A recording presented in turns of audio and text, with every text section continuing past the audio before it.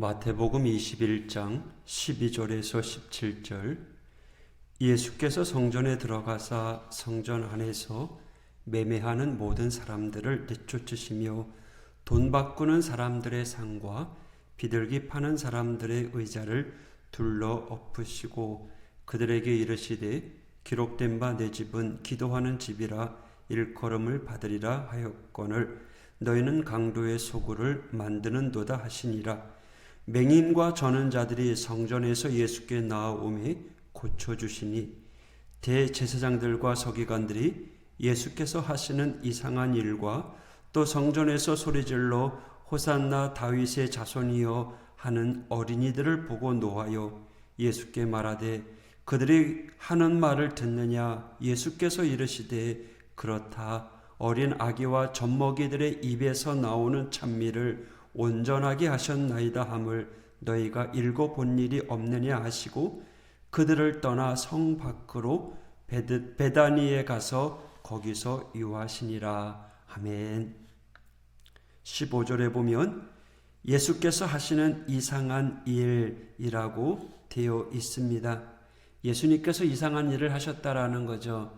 그런데 실제로 누가 이상한 일을 했는지 오늘 말씀을 통해서 한번 따져보려고 해요. 예루살렘에 입성한 주님은 곧바로 성전에 들어가십니다. 그리고 12절에 매매하는 자들과 돈 바꾸는 자들의 상을 보시고 다 엎어버리십니다. 난리가 났죠. 15절에 보면 그 광경을 지켜보던 유대 지도자들의 반응이 나옵니다.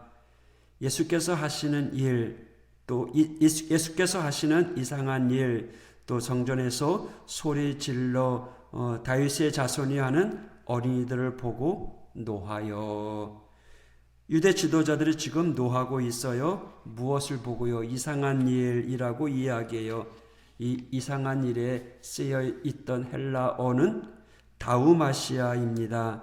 신약 성경 가운데 단 한 번 여기에 쓰입니다. 놀랍다, 경이롭다 라는 말인데 실상은 이렇습니다. 누군가가 참 어이없고 상식이 없는 행동을 할 때 우리들 반응은 어떻습니까?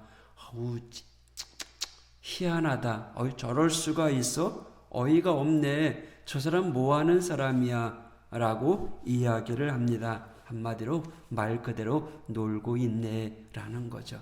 지금 유대 지도자들 볼 때 예수님의 하는 행동이 저거 왜 그래? 놀고 있네 라고 이야기하는 거죠. 그러니까 감탄스러워하는 것이 아니라 무시하고 깔보는 반응이라는 거죠.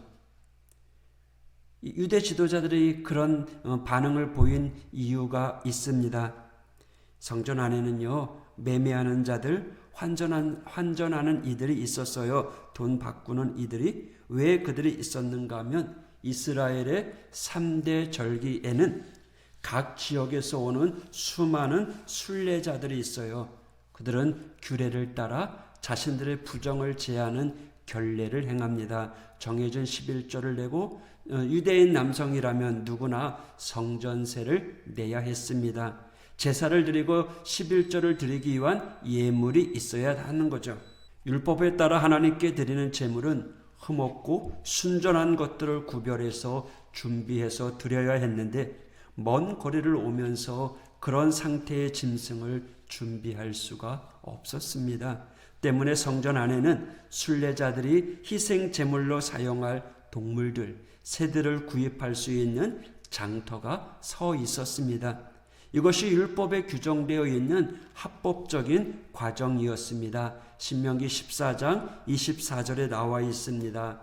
그러나 네 하나님 여호와께서 자기의 이름을 두시려고 택하신 곳이 내게서 너무 멀고 행로가 어려워서 네 하나님 여호와께서 그 풍부히 주신 것을 가지고 갈 수 없거든. 그것을 돈으로 바꾸어 그 돈을 쌓아 가지고 네 하나님 여호와께서 택하신 곳으로 가서 네 마음에 원하는 모든 것을 그 돈으로 사되 소나 양이나 포도주나 독주 중 네 마음에 원하는 것을 구하고.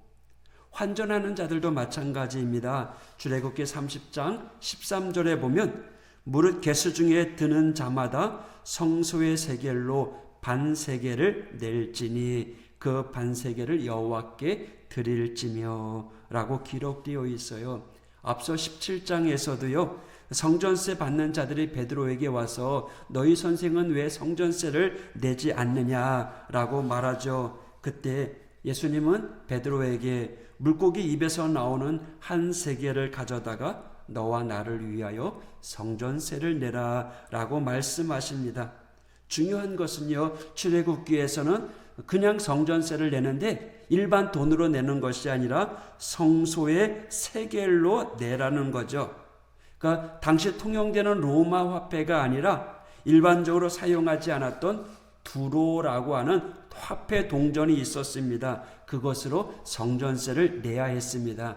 그러다 보니까 로마 화폐를 가지고 있던 이들이 성전 안에서 화폐를 환전해야 했던 거죠. 그래서 성전 안에는 화폐를 환전해주는 상인들이 있었던 겁니다. 그리고 또 하나 깜짝 놀랄 일은 맹인과 저는 자들이 성전 안에 들어온 것입니다. 바리새인과 서기관들 뿐만 아니라 현장에 있었던 유대인들 모두가 다 기절초풍할 일이었죠. 부정한 자들이 어떻게 성전에 들어올 수 있느냐 하는 겁니다. 네, 그들은 율법에 부정한 자들이라고 이야기합니다. 몸이 온전치 못하기 때문이죠. 실로암 목가에서 눈을 뜬 사람의 이야기 아시죠? 제자들이 물어봅니다. 예수님에게 요한복음 9장 2절인데요. 제자들이 물어 이르되 랍비여 이 사람이 맹인으로 난 것이 누구의 죄로 인함입니까? 자기입니까? 그 부모입니까? 맹인으로 태어난 그는 죄인이었습니다. 무슨 죄를 지어서가 아니라 맹인이었기 때문에, 시각장애인이었기 때문에 죄인입니다. 그게 규정이었고 그 당시 사회 통념이었습니다. 장내가 나거나 피부에 질병 등이 생겨서 부정한 경우에도요, 그들은 성전에 들어가서 절기를 지킬 수 없었습니다. 죄인으로 분류되는 장애가 있는 사람들은 더 말할 것도 없었다라는 거예요. 여러분, 사도행전 3장에 베드로와 요한이 성전에 올라가서 기도하러 갈 때 성전 민문에 앉아있던 안진뱅이 기억하시나요? 그 안진뱅이가 사람들을 향해서 구걸합니다. 그도 유대인이었습니다. 율법에 의하면 남자라면 누구나 다 성전에 가서 예배할 수 있는데, 절기를 지킬 의무가 있는데, 그는 나면서부터 안진뱅이였기 때문에, 죄인이었기 때문에 감히 성전에 들어갈 수 없었던 겁니다. 그저 평생을 성전 문 앞에서 구걸을 하며 살던 사람이었습니다. 하지만 그는요, 고침을 받고 성전에 들어왔습니다. 근데 지금 오늘 성경에 보니까 맹인들, 저는 자들이 성전 안에 들어온 거예요. 오면 안 되는데 그들이 들어오면요, 왜 안 될까요? 거룩한 성전이 더럽혀진다고 생각했기 때문입니다. 바리새인들, 서기관들의 입장에서 볼 때 이 모든 일들은 정말 이상한 일입니다. 진짜 예수 한 사람 때문에 모든 것이 엉망이 되어버렸습니다.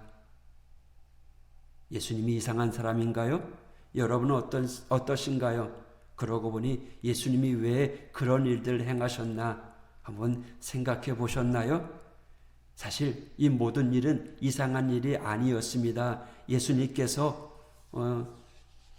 소나 양 또 매매하는 모든 자들을 내쫓으시고 돈 바꾸는 사람들 그 상을 다 엎어버렸던 일들은 이상한 일이 아니었어요. 왜냐하면 오히려 성전에서 행하던 일들이 더 이상한 일들이었다라는 거예요. 앞서도 말씀드렸듯이 멀리서 온 순례자들이 성전 주변에서 재물을 구매하는 것, 이것은요, 율법이 규정한 합법적인 일이었습니다. 오히려 그렇게 준비하지 못해서 마음 어려워하는 이들을 위해서 하나님께서 배려해 주신 것입니다. 그런데 예수님은 그들을 향해서 뭐라고 이야기합니까? 13절에 보면 너희는 강도의 소굴을 만드는도다. 이것이 문제였던 거예요. 제사 드리는데 제사를 드릴 예물에 흠이 있는지 흠이 없는지를 누가 결정하는가 하면 제사장의 담당이었습니다. 제사장이 허가하지 않으면 그 누구도 제물을 팔 수 없었습니다. 때문에 상인들은 제사장에게, 성전의 지도자들에게 뒷돈을 줍니다. 또 웃돈을 얹어주고 허가를 받습니다. 허가를 받은 이들은요, 그것을 통해서 엄청난 폭리를 취하고 있었던 거죠.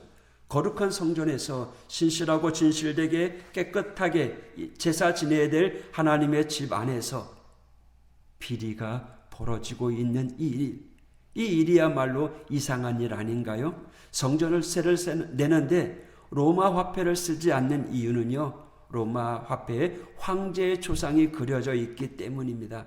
하지만 두로 화폐에도요, 헤라클레스 초상이 그려져 있고요, 독수리 문양이 새겨져 있었습니다. 이 두로 화폐는요, 당시 발행되지도 않아요. 그러다 보니까 계속해서 돌고 도는 그 돈, 그걸 가지고 성전세를 내야 했던 거죠. 그러니까 안 해도 될 환전을 굳이 성전에 와서 해야 했다라는 거죠. 환전 과정에서 매겨주는 수수료는요, 당시 학자들에 의하면 자그마치 10배가 넘었다라고 해요. 그러니까 10%를 떼어가는 거죠. 그거야말로 정말 이상한 일 아닌가요? 몸에 장애가 있는 사람은 어떤가요? 지금 장애가 분류되어 있는 인식들, 현대에서도 부정적으로 바라보는 이들도 있습니다만은 그 당시에는요, 율법의 규정 아니어도 그 사회 안에서도요, 더 많은 차별을 당했을 거예요. 그런데요, 정작 율법에는요, 장애가 있는 자들이 성전에 들어와서는 안 된다라고 하는 규정이 없다는 거예요. 된다 안 된다의 구분의 문제가 아니라 아예 그런 내용조차도 담겨져 있지 않는다는 거예요. 그런데 언제부터인가 어찌된 일인지 그들을 향해서 죄인이라고 정죄하기 시작했다라는 거예요. 하나님은 그들을 죄인이라고 이야기하지 않았는데 지도자들이 어느샌가 죄인이라고 규정하고 성전에 들어오지 못하게 만들었던 거예요. 앞서 맹인을 향해서 누구의 죄냐고 물어봤던 그 사람들을 향해서 예수님이 뭐라고 이야기합니까? 하나님이 하시는 일을 나타내고자 함이라 라는 거예요. 하나님의 특별한 도구로 쓰임받는다라는 거죠. 예수님을 바라보면서 저거 이상한 일이네, 왜 저럴까라고 바라봤던 유대 지도자들이 오히려 더 이상한 사람들이었다라는 거죠. 그들의 행동이 하나님 앞에 올바르지 못한 그러한 나쁜 행동이었다라는 거예요.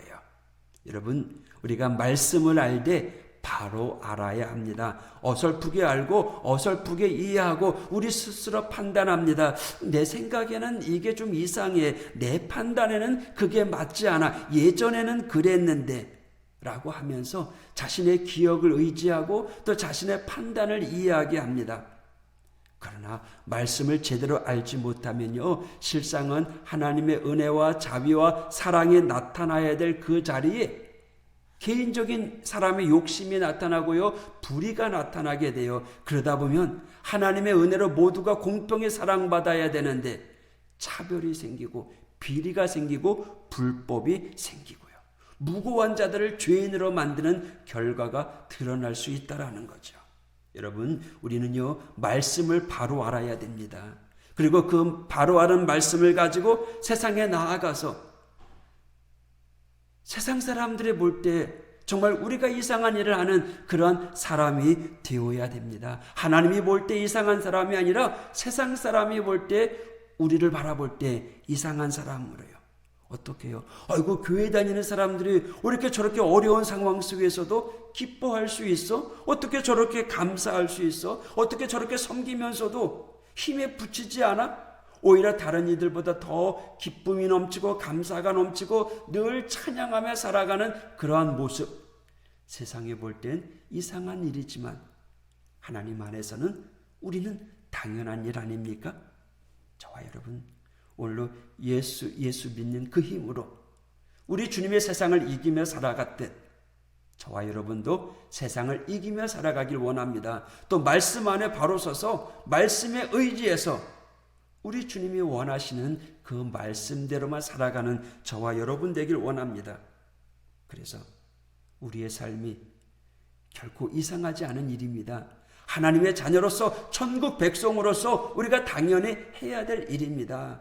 오늘 하루도 말씀 지켜가면서 말씀대로 살아가면서 감사하며 살아가는 이 하루가 되시기를 축복합니다. 기도하겠습니다. 하나님 아버지 감사합니다. 오늘 하나님의 자녀로서 말씀 의지하면서 말씀 가운데 든든히 세워져가는 하나님의 성도들 되게 하여 주옵소서. 환난 가운데 절망하는 자가 아니라 오히려 그 속에서 감사하며 오히려 하나님의 은혜를 사모하며 하나님의 기적을 기다리는 우리 믿음의 성도들 되게 하여 주시옵소서. 하나님, 오늘 우리의 삶 가운데 하나님의 살아계심이 증거가 되고 간증거리가 되어지는 저희의 일상이 될 수 있도록 인도하여 주옵소서. 오늘도 우리의 눈을 들어 하나님을 바라보게 하여 주시고 오늘도 말씀 의지하며 살아가는 이 하루 주 안에서 승리의 길을 걸어갈 수 있도록 동행하여 주시옵소서. 예수님 이름으로 간구하며 기도하였습니다. 아멘.